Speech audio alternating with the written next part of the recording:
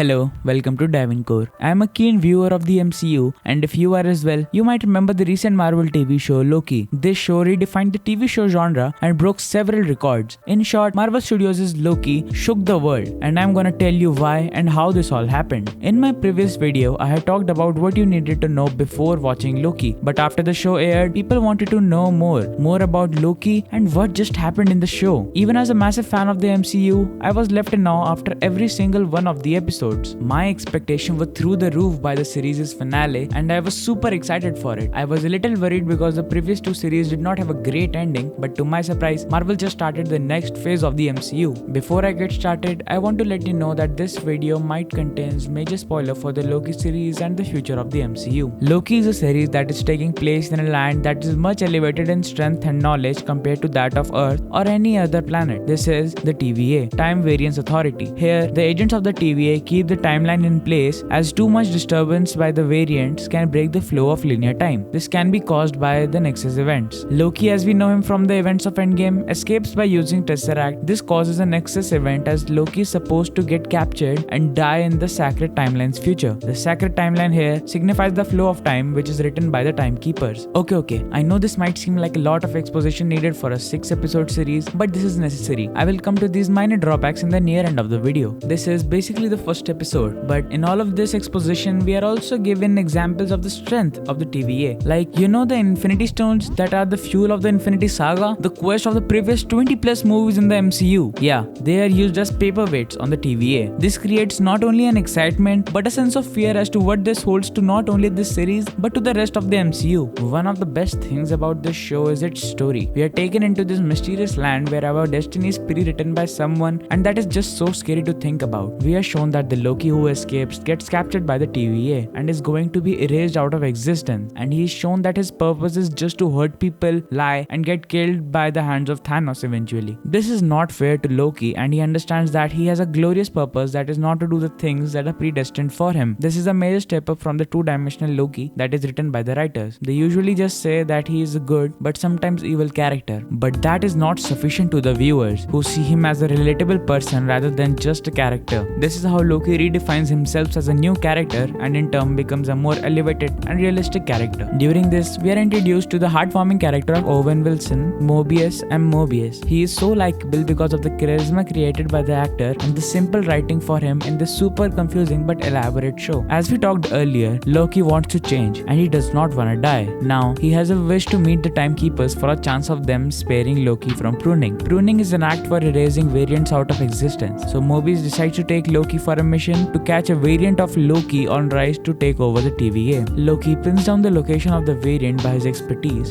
and confronts the variant. To his surprise, there he finds a female version of himself, Sylvie.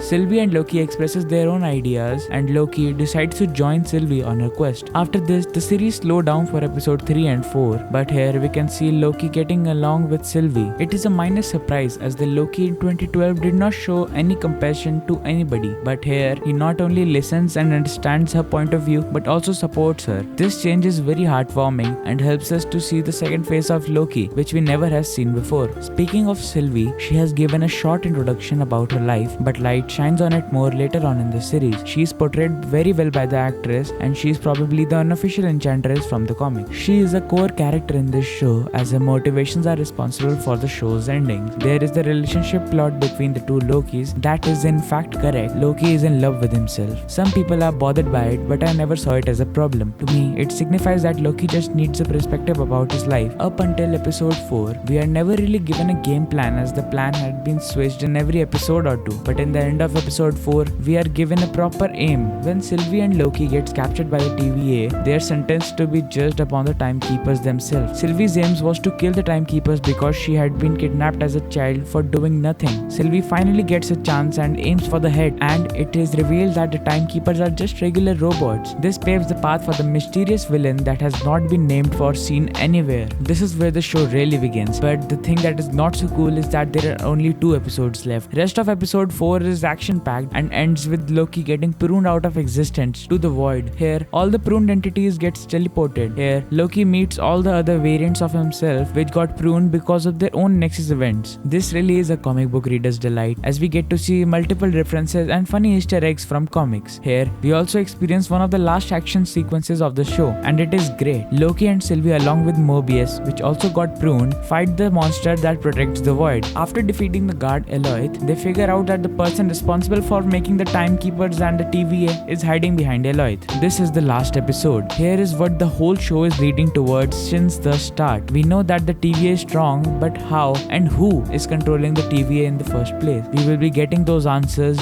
here. Before entering in the end of time, Loki and Mobius part ways and Sylvie and Loki proceeds. The flow of time is visible here, and it is clear that this place is definitely outside the force of time. After the mystery surrounding the villain, it is revealed that the villain is He Who Remains. He Who Remains in the comics is the one who created the timekeepers and the one responsible for the creation of different timelines. But in this show, it is said that He Who Remains is a variant of the Kang the Conqueror. Kang in the comics is a very powerful human being who has futuristic weapons, and he is usually linked with the multiverse. Loki and Sylvie confronts the He Who Remains, but he's surprisingly not that evil. He's just a neutral version of Kang. He explains the multiversal war that took place ages ago that has happened only because he was powerful enough to meet his variants. You see, earlier there was a multiverse and Kang figured it out. Many variants of Kang fought for the throne of He Who Remains, but only one was left, who made only one universe exist and pruning all the others in the process. He explains that he is tired and wants Loki or Sylvie or both to take his place as the conqueror. He also explains that he only paved the path for Loki and Sylvie, which was surprisingly very evident. Loki and Sylvie gets into conflict and Sylvie kills the He Who Remains. This changes the sacred timeline and the multiverse re-emerges. This is where the series plot twist comes. Sylvie betrays Loki and he gets sent back to the TVA, but not the TVA we know, but where the TVA is ruled by the official Kang the Conqueror. As He Who Remains exclaimed, when he is killed, someone else will come to take his spot. This is where the series ends, and the series post-credit scene reveals that there will definitely be a season 2. This brings us to how Loki shook the world. Tom Hiddleston plays Loki with such excellence that the audience fell in love with him. This story is a great beginning for his character, and surely the second season will get more crazier as well. Every episode of this series got trending, and the hype regarding this show was definitely up there as this series changed the path of the MCU. The MCU will be heading on to the multiversal era from now on, and the big bad of the new MCU will be Kang the Conqueror. Now that I have mentioned it, I have to compliment the actors of the show. Tom Hiddleston, Jonathan Major and Owen Wilson carried the show with their humorous and heartwarming acting. I believe they are talented, especially Jonathan Majors. He was absolutely the biggest highlight of the show's finale, and I'm very much excited for his return in the future movies or TV shows. One thing I would like to tell you about is that I absolutely love the set design of the show. Like I had said earlier, 60s office vibe was definitely very much present. That's why this show will feel timeless, as it could have been right after Endgame or anywhere on the timeline for that matter. The soundtrack is genuinely so cool. It is one of the best of the MCU. I absolutely love how deep this goes. It perfectly captured the mystery and suspense that is the core of the MCU, and I'm lost to word how perfectly it fits to this show. Just because this show is absolutely phenomenal, it doesn't mean that it does not have any flaws. I'm going to mention some problems I have had in this series. The basic structure of the episode doesn't hold up. It gets kind of repetitive, as first half of the episode is just talking and exposition and end is just crazy action. Speaking of exposition, there is a lot of it. Exposition could be given in creative and smart ways and not just talking, but better implication of it in the story would have been much more appreciated. The other thing is that this show is mostly Sylvie's show, as she is the one that has any intention of killing the timekeepers in the first place, and she is the main character of the show most of the time. I feel like the second season will be more Loki based, but Sylvie is just a little too much in this series. One more thing I would like to add is that the romance plot between Loki and Sylvie feels a bit rushed. They are barely even together in the third episode, and in the end of it, their romance almost creates a next event. And that is all I have to say. This show is definitely the best Marvel show, as it is not just the most groundbreaking, but the most successful MCU show yet. And I loved what the show was aiming for, and they surpassed any of my expectation. And I cannot thank Hulk enough for being mad at the stairs and indirectly giving us this amazing show. This is again one of the shows that I will be recommending to everyone wholeheartedly, and I genuinely love to see the season 2. I hope I was able to tell you how Marvel Studios' Loki shook the world. Thanks for watching.